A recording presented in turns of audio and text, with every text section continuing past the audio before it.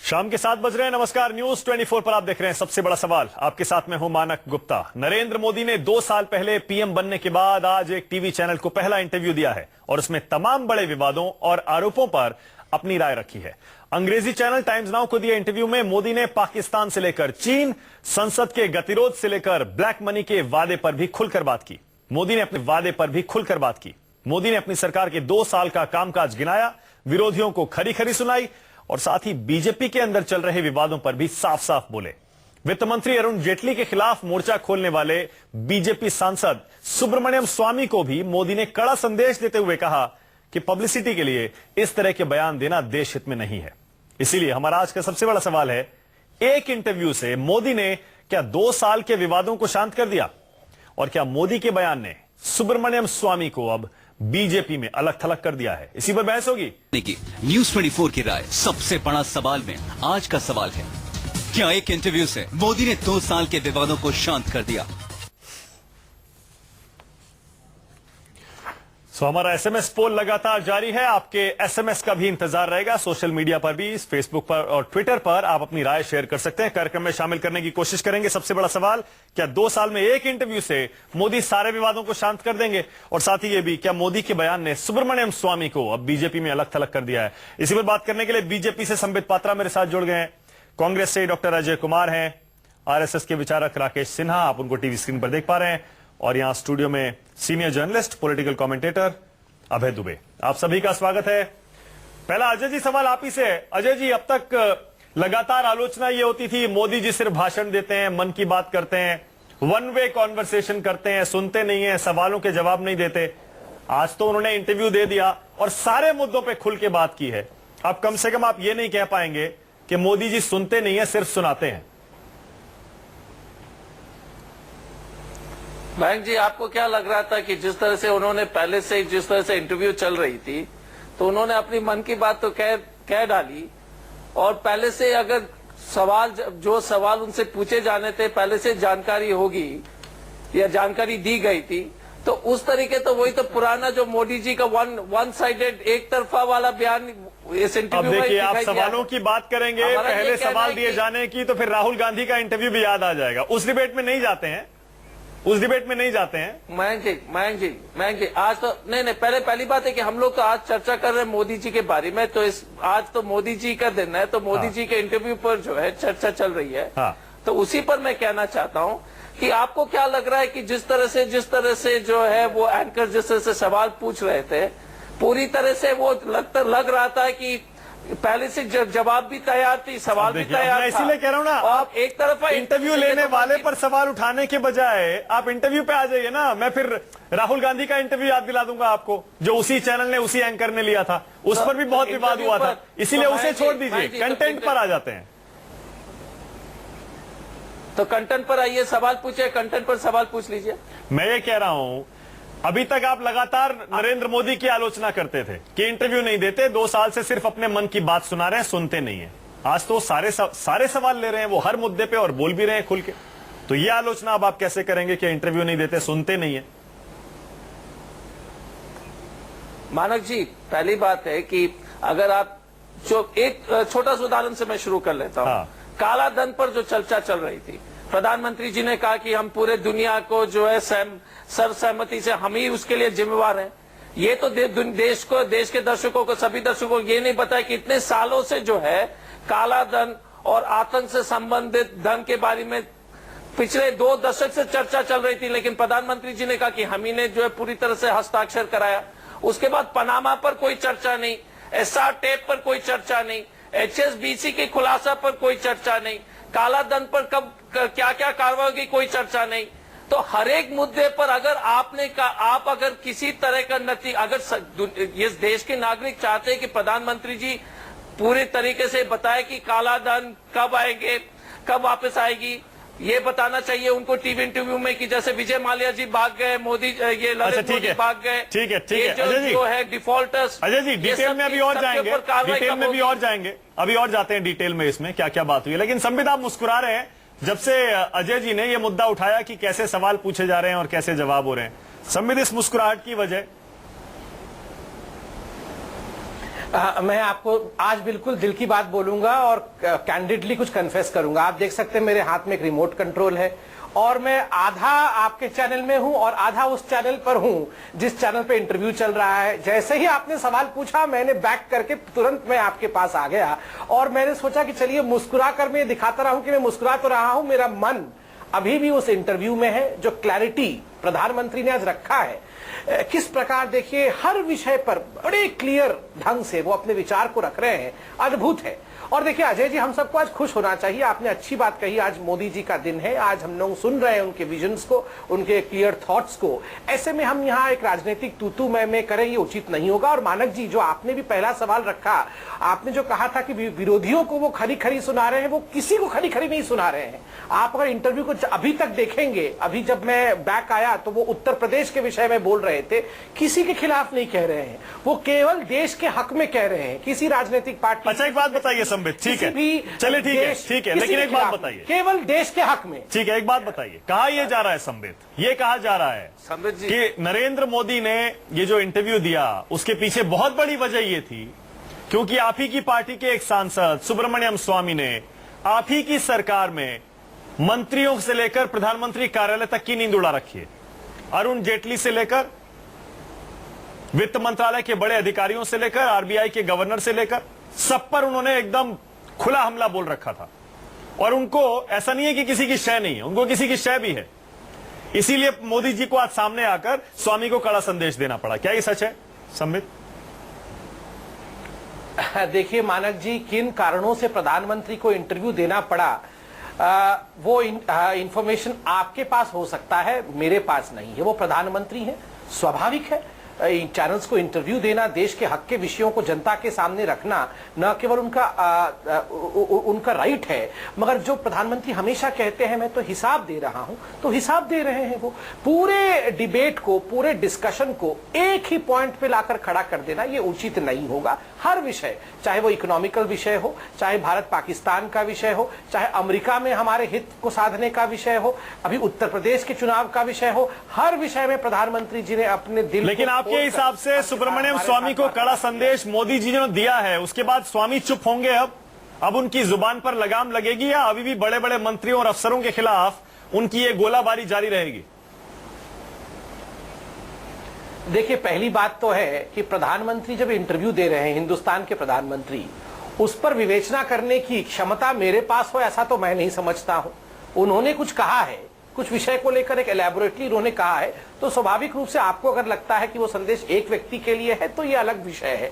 मगर उन्होंने बहुत स्पष्टता के साथ कहा कि चाहे यह विषय हमारी पार्टी का हो या किसी भी पार्टी का हो, एग्जैक्ट स्टेटमेंट था कि किसी भी पार्टी का हो, अनुशासन एक बहुत बड़ी क्वालिटी होती है और हम सब अनुशासन के साथ आगे बढ़े। और रघुराम राजन के लिए बड़े स्पष्ट शब्दों में, विदाउट मिंटिंग एनी वर्ड्स, उन्होंने कहा कि जैसे देशभक्त हम सब हैं वैसे ही देशभक्त रघुराम राजन भी हैं। स्वाभाविक रूप से तो एक ये लगाया जाता था, स्पेकुलेशन लगाया जाता था कि जब हम सरकार में आएंगे तो रघुराम राजन को हम निकाल देंगे, उनको कार्यकाल पूरा करने नहीं देंगे। ऐसा तो नहीं हुआ।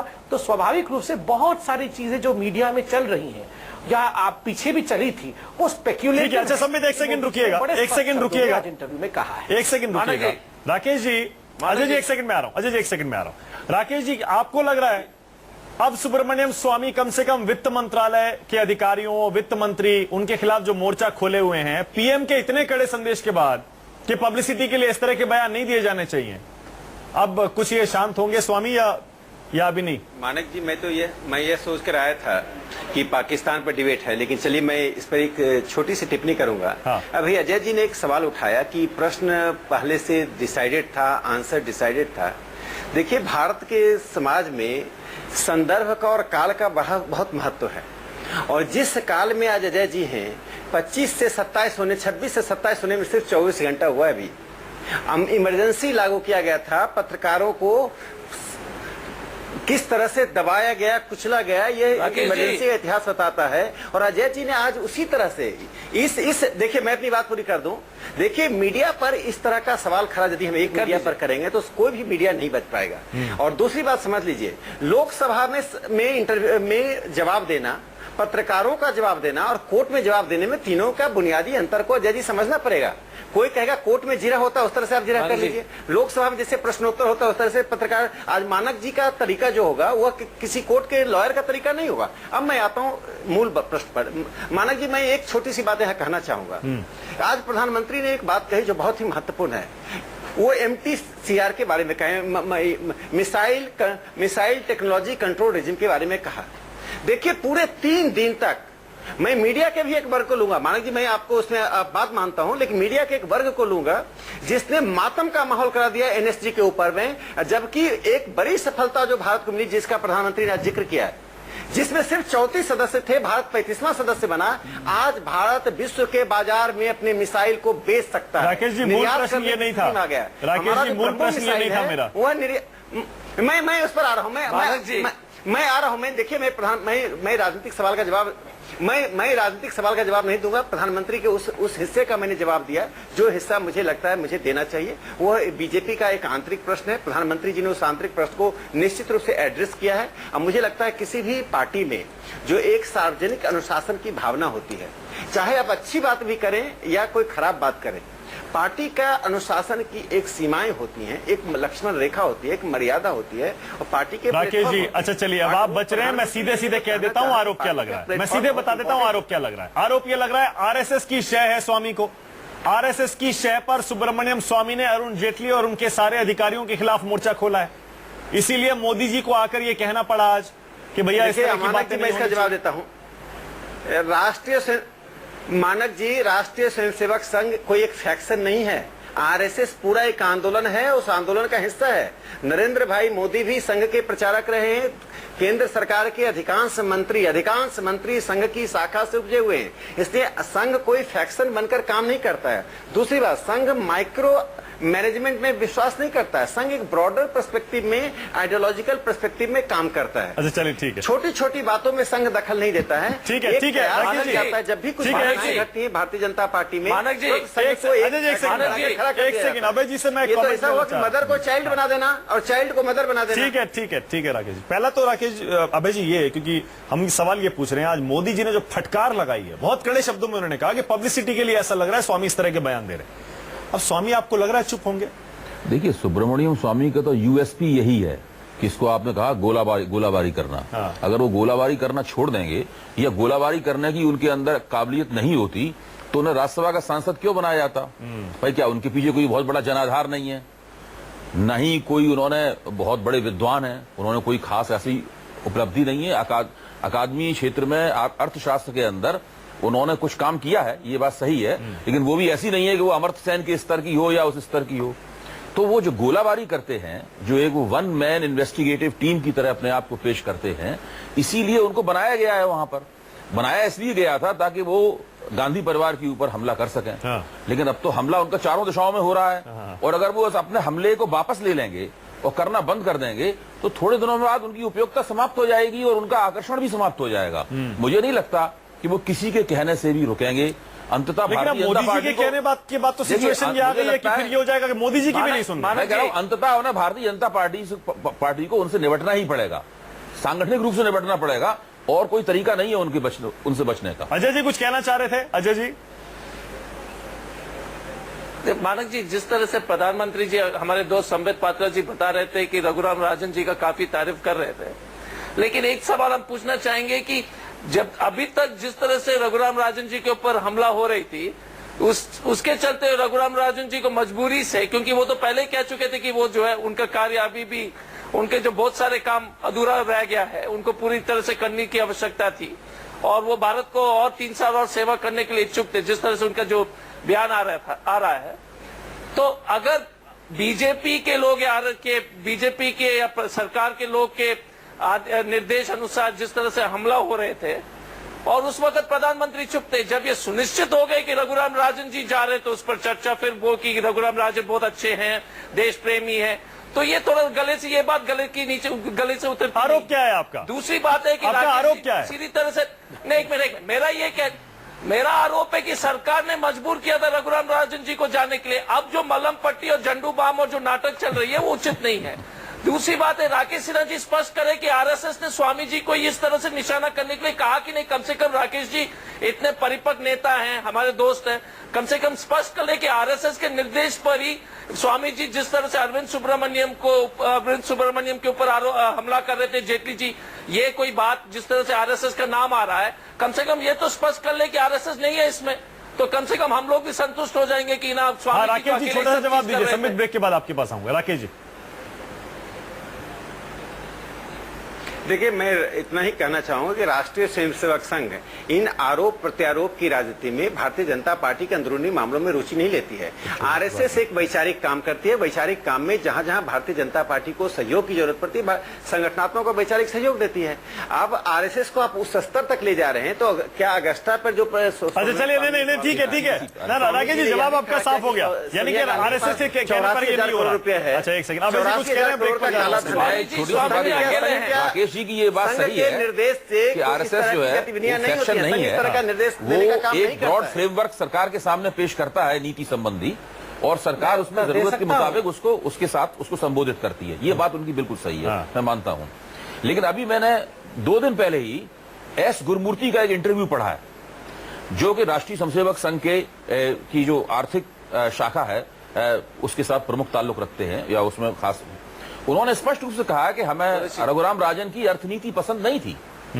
उन्होंने जो आर्थिक कदम उठाए, हमारी दिक्कत उनकी भारतीयता को लेकर नहीं है, हमारी दिक्कत उनकी आर्थिक नीतियों को लेकर है।